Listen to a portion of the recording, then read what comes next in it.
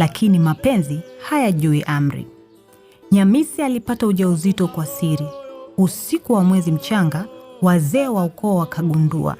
Wakasema, mtoto wa mapenzi yasiyo halali ataleta mgawanyiko wa koo. Nyamisi alifukuzwa na alikufa njiani kwa uchungu wa uzazi. Akamwacha mtoto mchanga msituni. Usiku huo huo, radi ilipiga bila mvua na fisi wakalia karibu na boma la mtemi.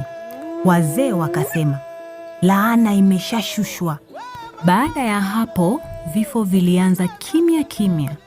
Mtoto wa kwanza wa mzee Mtemi alifariki ghafla.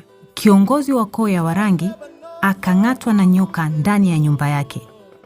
Maji ya kisima kikuu yakageuka kuwa machungu.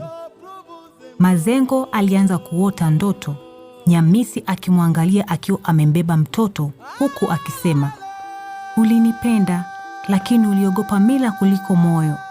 Koo nyingine zikaanza kumlaumu Mtemi. Wagogo wakasema mtoto wao aliuawa kwa dhuluma. Wanyamwezi wakataka kiti kibaki kwao.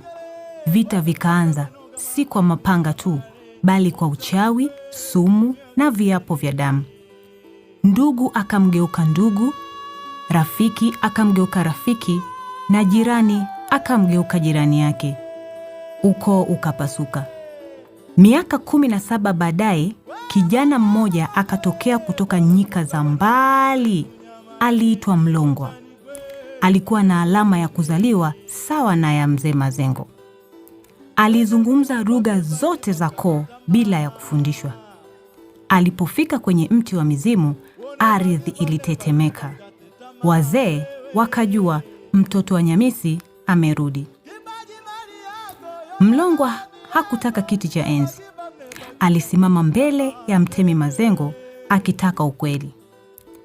Sasa mzee aliyejaa majuto, Mtemi Mazengo, akakiri kila kitu mbele ya koo zote. Usiku huo huo, Mazengo alifariki dunia, huku akiwa usingizini.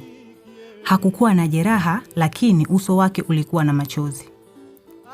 Mlongwa aliunganisha koo kwa neno moja: hakuna damu iliyo bora kuliko nyingine. Tangu siku hiyo, vita vikakoma, lakini wazee wa Dodoma bado wanasema, usiku wa kimya, roho ya Nyamisi huzunguka kuhakikisha mapenzi hayanyamazishi tena kwa jina la mila. Mafunzo ya hadithi hii: mapenzi yasiyopewa haki hugeuka kuwa laana. Mila bila huruma